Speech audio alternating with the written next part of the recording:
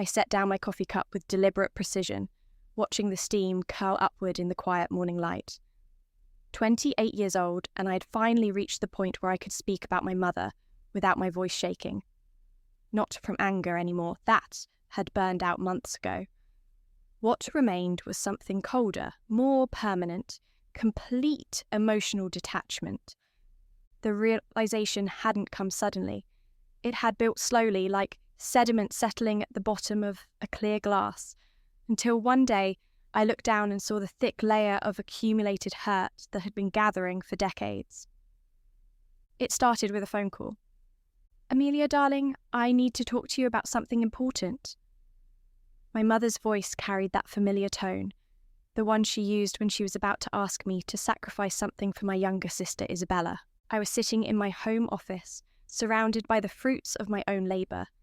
Medical degree on the wall, successful dermatology practice, a beautiful townhouse I'd bought with my own money. At 28, I had everything I'd worked for without a single dollar of support from my family. "What is it, Mum?" I asked, already knowing I wouldn't like the answer. "Well, you know, Isabella's wedding is coming up in 6 months. We've put down deposits for 200 guests at the Rosewood Manor. It's costing us $40,000, and we're about 15,000 short. I was hoping you might be able to help us out. Just this once. Just this once. If I had $1 for every time my mother had said those words, I could have funded Isabella's entire wedding myself." I thought about my childhood, the piano lessons I'd begged for that my parents couldn't afford, until Isabella decided she wanted violin lessons. And suddenly there was money. The college fund that mysteriously shrunk when Isabella went to expensive private school for 2 years before dropping out. The graduation gift I'd never received because Isabella had needed a car. "Mum," I said quietly, "do you remember when I graduated medical school?" "Of course I do, darling. We were so proud. Do you remember what you gave me as a graduation gift?" A long pause. "Well, we were going through a difficult time financially. A $5 card from the drugstore with a generic message about achievement. Amelia, that's not fair. We were dealing with Isabella's student loans. And do you remember what you gave Isabella when she dropped out of college the second time? A trip to Europe, 3 weeks in Italy and France, $7,000. That was different. Isabella was going through a rough patch. I was 26 years old, Mum. I had just completed 8 years of higher education. I had student loans totaling over $200,000. I was starting my residency, working 80-hour weeks, making barely enough to cover rent and ramen noodles. My mother's voice took on that defensive tone I knew so well. "Amelia, you've always been the strong one. You've never needed us the way Isabella does. You're independent, successful." I became independent because I had to. Because every time I needed something, I was told Isabella's needs were more urgent. I walked to the window, looking out at my carefully tended garden. Every plant, every flower was something I had chosen and paid for myself. "Do you know what I spent my last birthday doing, Mum?" Well, you're always so busy with work." "I worked a 12-hour day, came home to an empty house, and ate leftover Chinese food alone. You know why? Because you were in Vegas with Isabella for her bachelorette party, the one you paid for. Amelia, you never told us you wanted to celebrate. I shouldn't have to ask my own mother to remember my birthday." The silence stretched between us like a chasm. Isabella is about to start a new chapter in her life. This wedding is important to her. "And what about my chapters, Mum? When I started my practice, bought this house, won the Young Physician Award from the State Medical Association. We celebrated those things. You sent me a text message. Congratulations, heart emoji. Amelia, I don't understand why you're bringing up old history. Isabella needs our help." And there it was. Isabella needs our help. Not your sister needs help or the family needs to come together. Isabella needs our help. I realised I had never been part of our in my mother's mind. I had always been the external resource, the successful daughter who could be called upon when Isabella needed something, but never the daughter who deserved investment or celebration. You're right, Mum. Isabella does need help. She needs to learn how to be an adult. She needs to understand the world doesn't revolve around her wants. She needs to develop work ethic. That's not what I meant, and you know it. But those aren't the kinds of help you're asking me to provide, are they? You want me to write a check so you can continue enabling her? That's a terrible thing to say about your own sister. I found myself smiling, but it wasn't pleasant. It was the smile I wore when a patient tried to argue with my medical diagnosis. Mum, let me ask you something. In the past 5 years, how many times have you called me just to see how I was doing? Not because you needed something, but just to check on my life. The pause told me everything I needed to know. You're always so busy, and I don't want to bother you. But you don't mind bothering me when Isabella needs money. This is different. You're absolutely right. It is different. This time I'm saying no. I could hear her processing this unexpected response. What do you mean, no? I mean, no, I will not contribute $15,000 to Isabella's wedding. I will not contribute $15 to Isabella's wedding. But, Amelia, she's family. And so am I, Mum. But you seem to forget that most of the time. I sat back down feeling strangely calm. For years, I had wondered what it would feel like to finally say these words out loud. It felt like setting down a heavy suitcase I'd been carrying for decades. I don't understand this attitude. You've always been such a giving person. I've always been a person who gave when asked. There's a difference. You know what I did yesterday?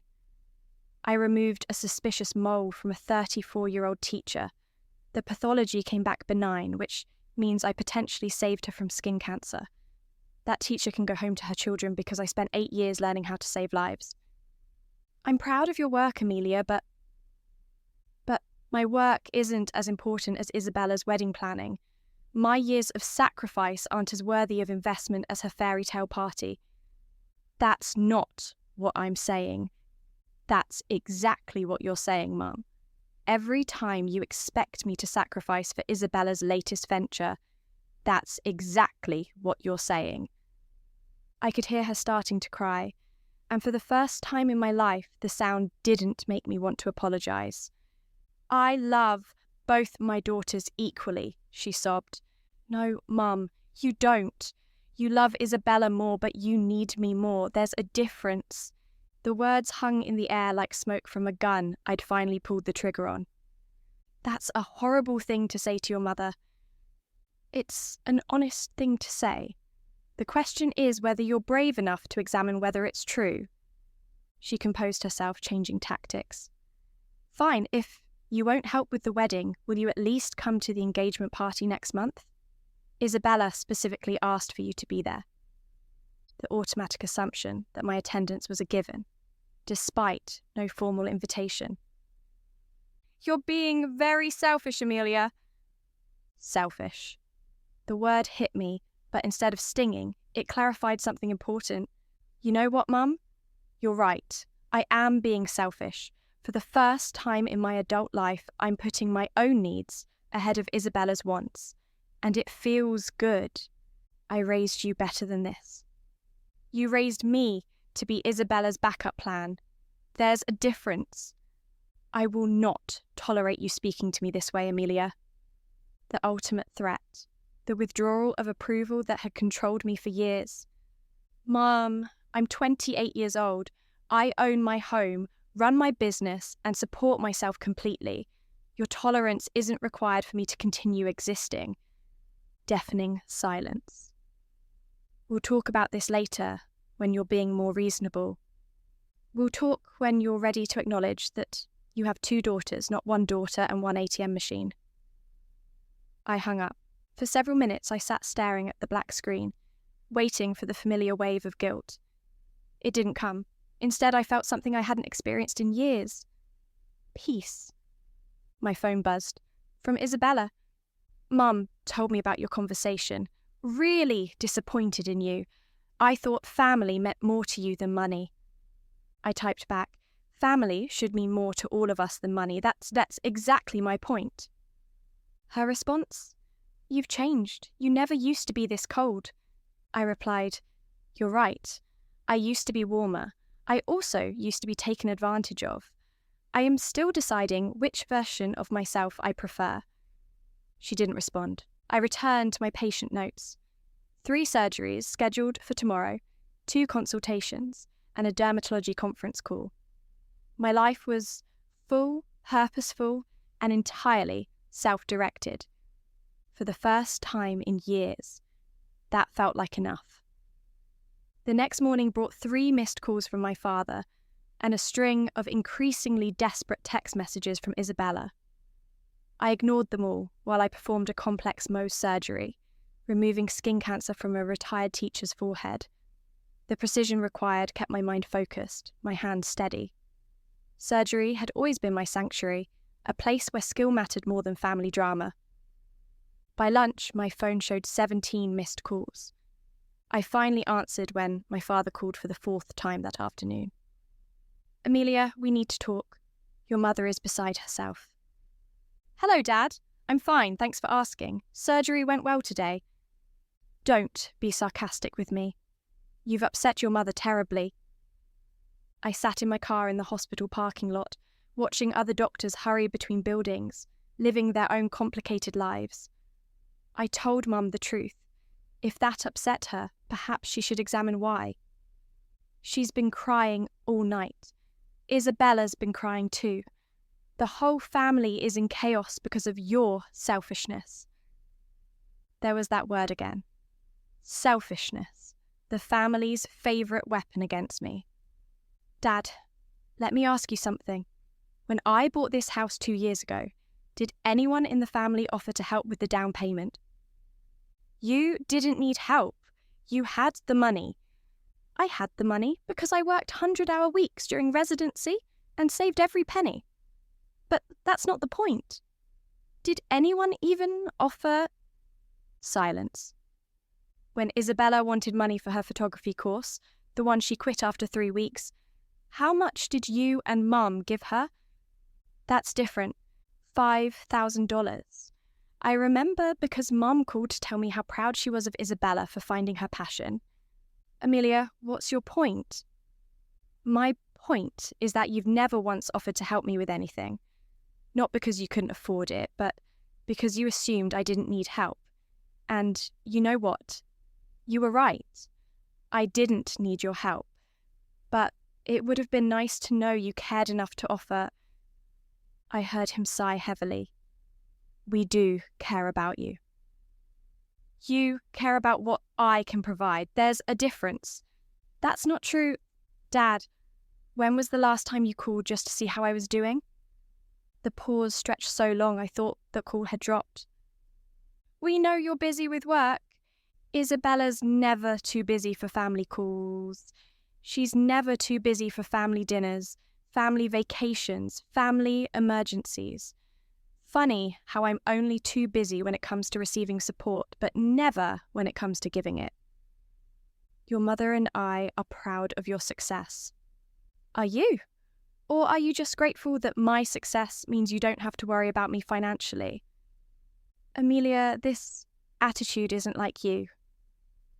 I started my car, needing to move, to drive somewhere while we had this conversation. This attitude is exactly like me, Dad. It's just the first time I've been honest about it. "Your sister looks up to you. She's always talking about how successful you are." "Isabella talks about my success the same way people talk about a trust fund. It's something she benefits from, not something she respects." "That's harsh. Is it? When's the last time Isabella asked about my work? Not my income, my actual work. When's the last time she asked about a surgery I performed, a patient I helped, a conference I attended? Another long pause. She's always been more focused on creative pursuits. Dad, Isabella is 26 years old. She's had more creative pursuits than most people have jobs. Photography, pottery, yoga instruction, party planning, jewellery making, blog writing, none of which lasted more than 6 months.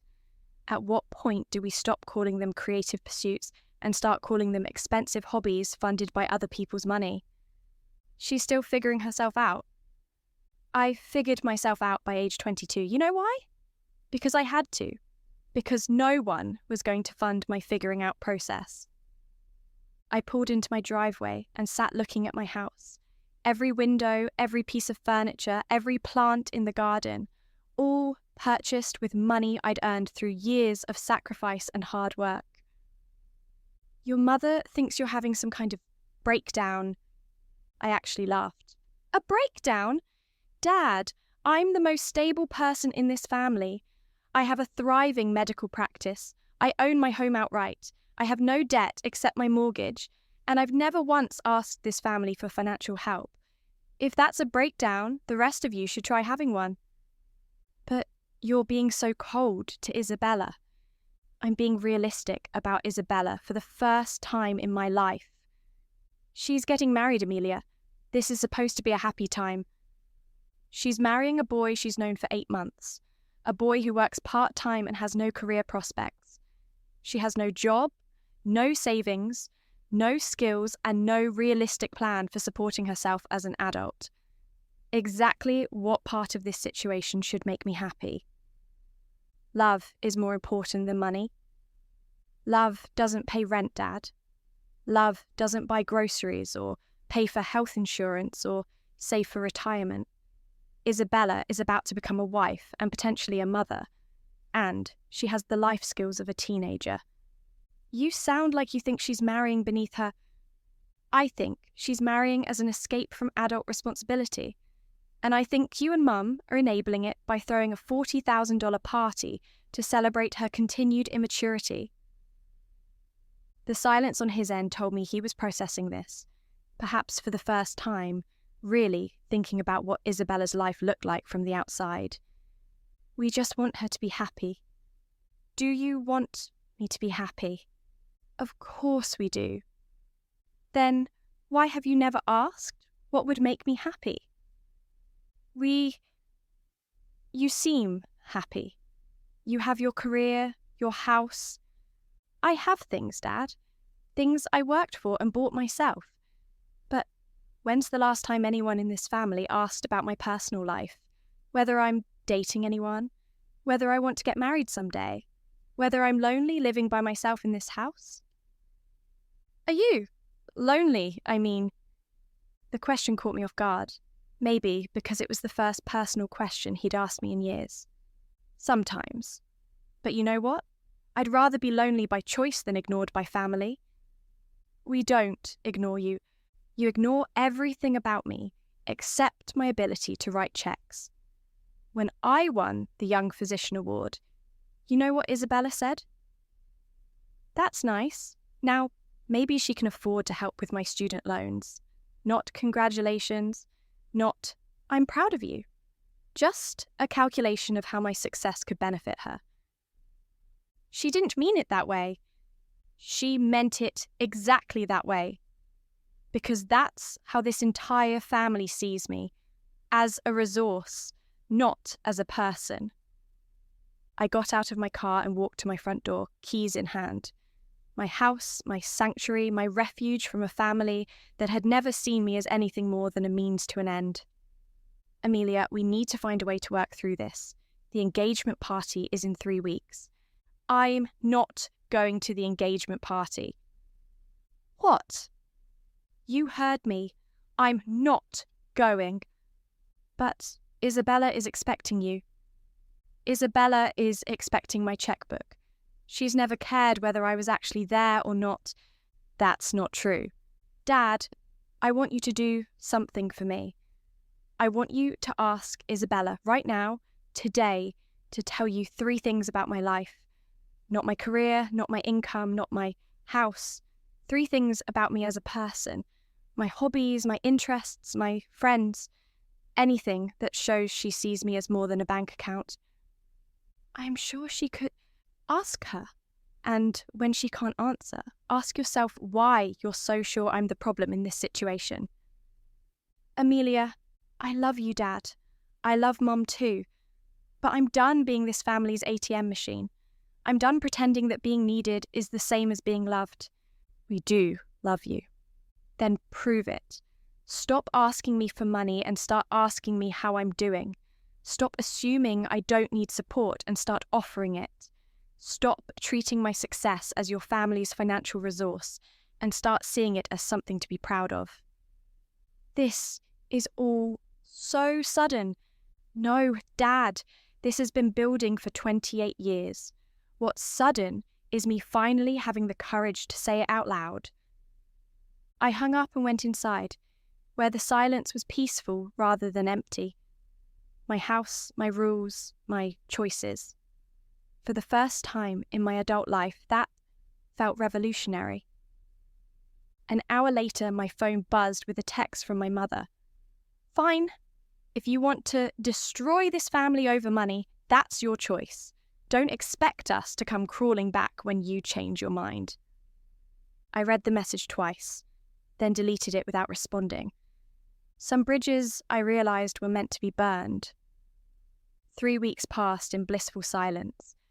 No desperate phone calls, no guilt-laden text messages, no last-minute emergencies requiring my immediate financial intervention. I threw myself into my work with renewed energy, feeling lighter than I had in years. Then Isabella showed up at my office. My receptionist buzzed through during my lunch break. "Dr. Amelia, there's a young woman here who says she's your sister. She seems quite upset." I closed my eyes and took a deep breath. "Send her in."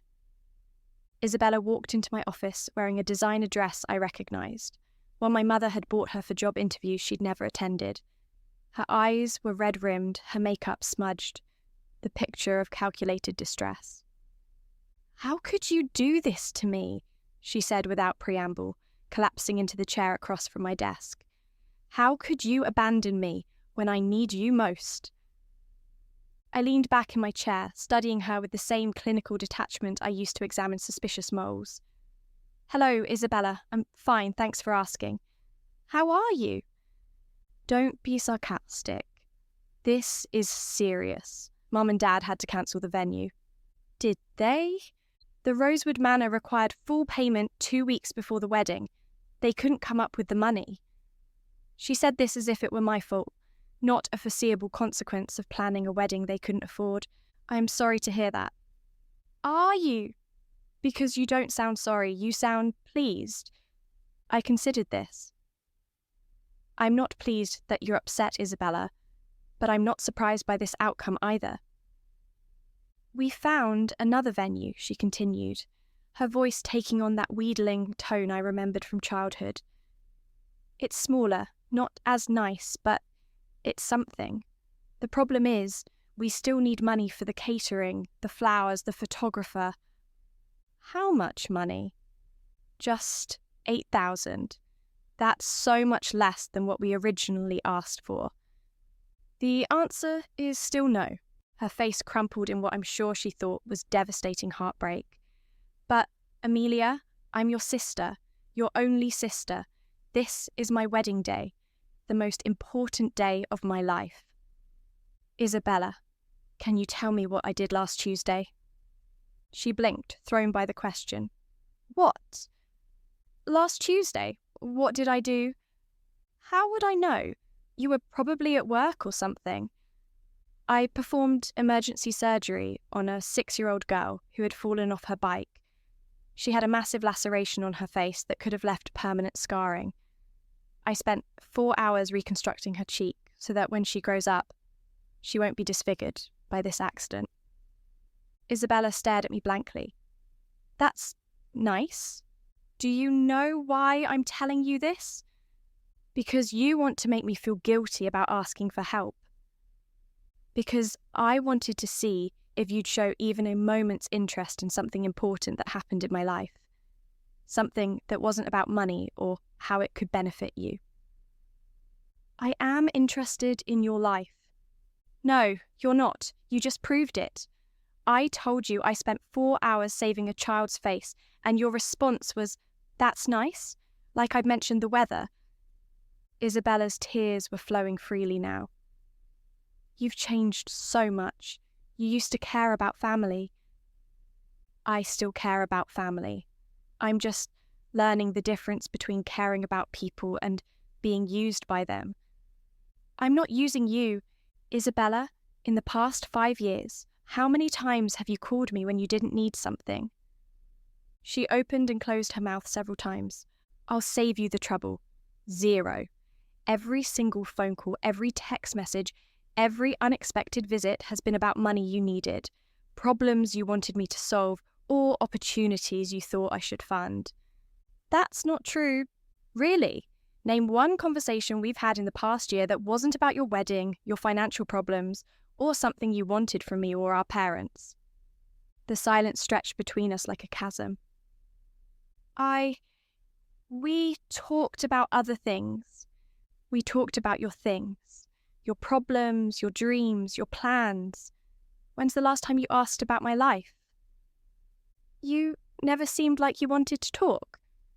I never seemed like I wanted to talk, or you never bothered to listen when I did. Isabella wiped her eyes, leaving mascara streaks on her cheeks.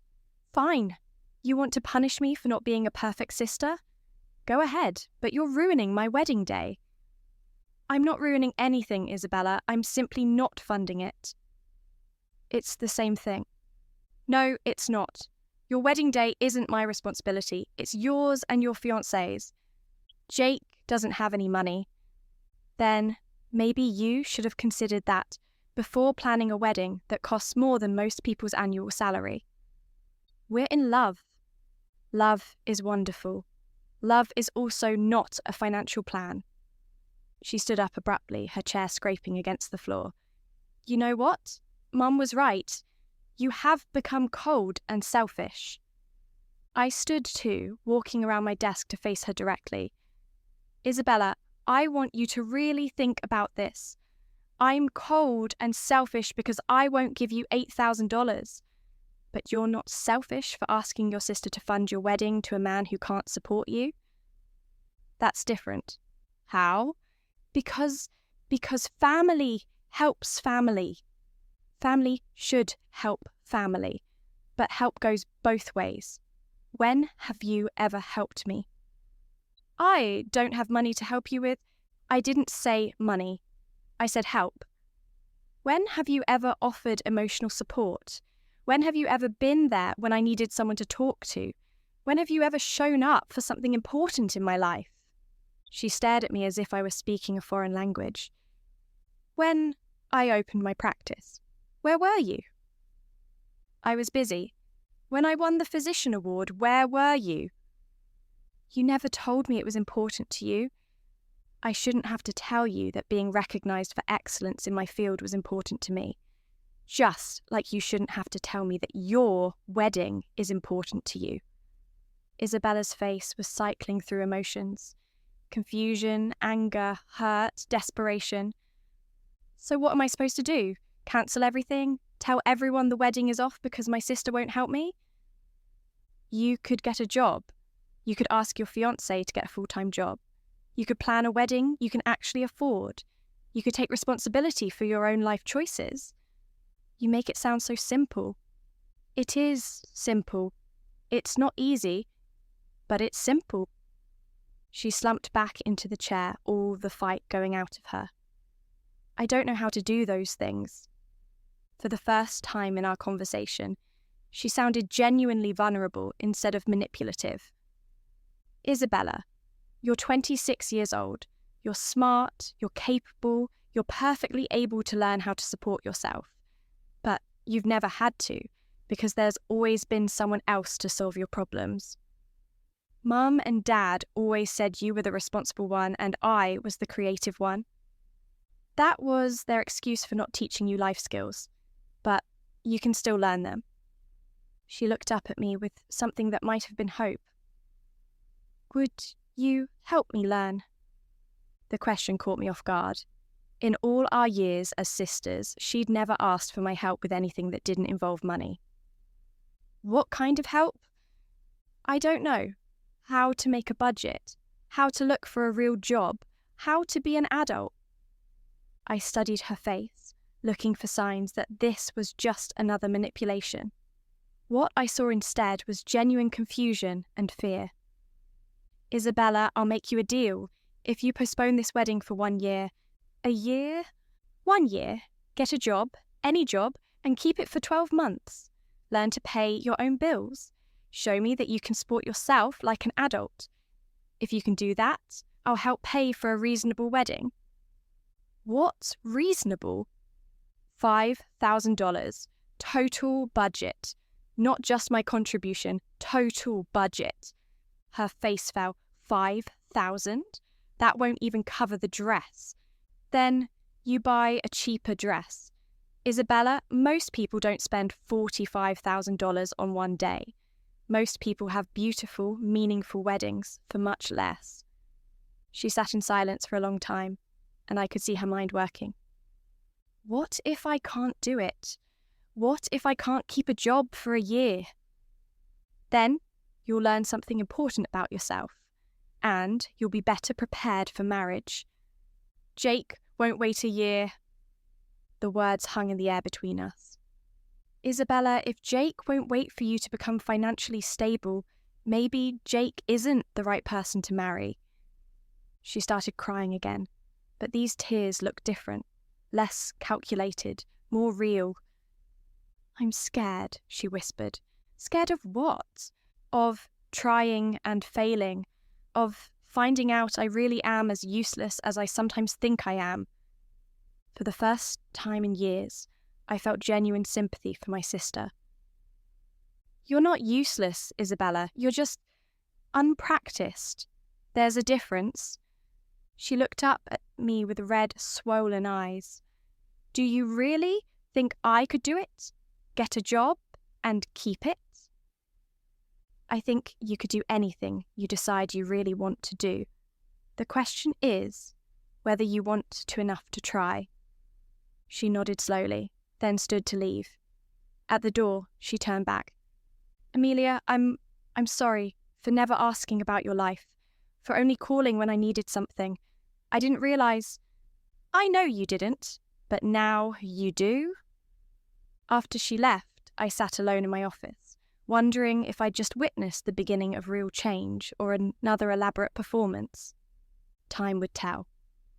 6 months later, I was reviewing quarterly financial reports when my receptionist announced an unexpected visitor. I looked up to see Isabella standing in my doorway, but she looked different. Gone was the designer dress and perfectly styled hair. Instead, she wore simple black pants and a white blouse, the uniform of someone who actually worked for a living. I did it, she said quietly. I kept the job for 6 months, at the insurance office downtown. I set down my papers and really looked at her. She seemed older, more grounded somehow. There were small lines around her eyes that spoke of early mornings and real responsibility. How do you feel? I asked. Tired, but also proud? I never understood why you liked working so much, but there's something satisfying about earning your own money. I gestured to the chair across from my desk. Tell me about it. For the first time in our adult lives, Isabella asked if I had time to talk before launching into her story. She told me about learning to use office software, dealing with difficult customers, the satisfaction of solving problems independently.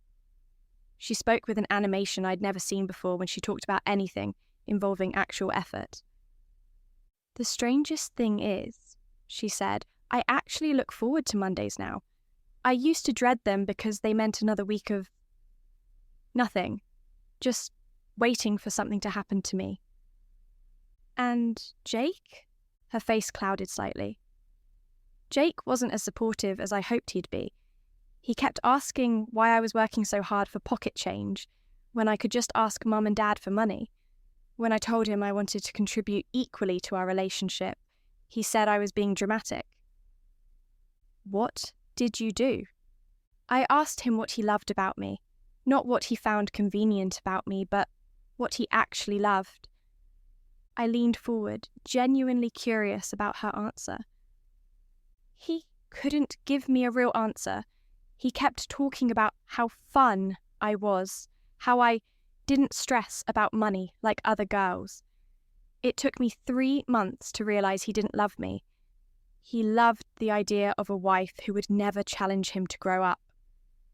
That must have been painful to discover.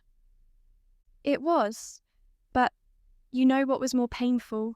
Realizing I'd been planning to marry someone I didn't respect. I spent so much energy trying to get him to marry me that I never asked myself why I wanted to marry him. I felt something shift in my chest.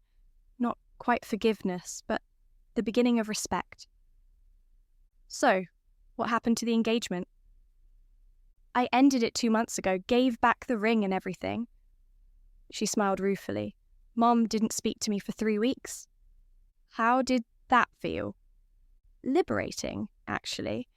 I started to understand why you stopped caring what she thought. Isabella pulled out her phone and showed me a bank statement. I wanted you to see this. I've saved $4,000 in 6 months. It's not much, but it's mine. I looked at the numbers, remembering my own first savings account. The pride I'd felt seeing that balance grow through my own efforts. That's impressive, Isabella. Really. I also wanted to apologize, not just for the wedding thing, but for everything, for never seeing you as a person instead of a resource, for never asking about your life, for letting Mum and Dad treat you like the family ATM while I played the helpless princess. She paused, looking directly at me. I know now how hard you worked for everything you have. I know how much you sacrificed. And I know how alone you must have felt, being the only adult in a family of children. The words hit deeper than I'd expected. For years, I'd wanted this acknowledgement, this recognition of what my life had actually cost me. Thank you, I said simply. There's something else. I need to tell you what happened with Mum and Dad. I braced myself. When I told them I was postponing the wedding to focus on work, Mum had a complete meltdown. She accused me of abandoning the family, of choosing work over love, of becoming cold and selfish just like you. Just like me. That's when I realised something. Mum doesn't actually want either of us to be happy. She wants us to be dependent. She wants to be needed so badly that she sabotages our independence. Isabella leaned forward, her voice dropping. I started paying attention to the things she said about you when you weren't around.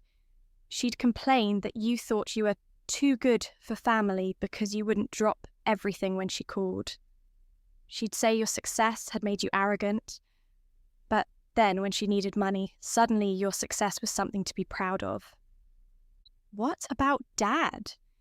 Dad just goes along with whatever keeps the peace. He's not malicious like Mom, just weak. I absorbed this information, feeling pieces of a puzzle clicking into place. There's more, Isabella continued. Last month, Mum asked me to call you. She wanted me to tell you I was struggling financially and needed help with rent.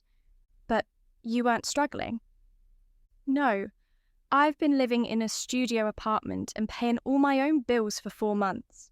She wanted me to lie so you'd send money that she could use for her own expenses. The betrayal shouldn't have surprised me, but it did. Even knowing everything I knew about my mother, I hadn't expected her to orchestrate deception through Isabella. What did you tell her? I told her no. I told her that if she needed money, she should ask for it honestly, instead of using me as a prop in whatever game she was playing with you. How did she react? She said I was becoming just as selfish as you, that the family was falling apart because both her daughters had turned against her. Isabella stood up and walked to my window, looking out at the city below. You know what I realised? She's not upset because the family is falling apart. She's upset because she's losing control. For the first time in our lives, both her daughters are making independent decisions. I joined her at the window. How does that feel? Scary, but also free. We stood in comfortable silence for several minutes, something that had never happened between us before. Amelia, can I ask you something? Of course. Do you think we can have a real relationship now? Not the fake sister thing we had before, but something honest? I considered the question carefully. I think we can try, but it has to be based on who we actually are, not who Mum trained us to be. I'd like that. She turned to face me directly. I also want you to know, I'm not asking for the wedding money anymore, not because I couldn't use it, but because I don't want anything from you except a chance to be real sisters. The offer surprised me with its maturity. What will you do about getting married someday? When I meet someone who loves the person I'm becoming instead of the person I was pretending to be, we'll plan a wedding we can afford together, like adults. I smiled, recognizing glimpses of the woman she might become. There's one more thing, she said, pulling an envelope from her purse. This came to my apartment last week. It's addressed to you, but Mum had it sent there because she knew you'd throw it away if it came directly from her. I took the envelope, recognizing my mother's handwriting. Inside was a birthday card, generic, purchased at a drugstore, and a check for $50. She wants me to give this to you and tell you she's sorry, Isabella said. She wants to meet for lunch to work things out. I looked at the check, then tore it in half. What should I tell her? Tell her that when she's ready to have an honest conversation about how this family actually functions, she can call me directly. Until then, I'm not interested in performing forgiveness for her comfort.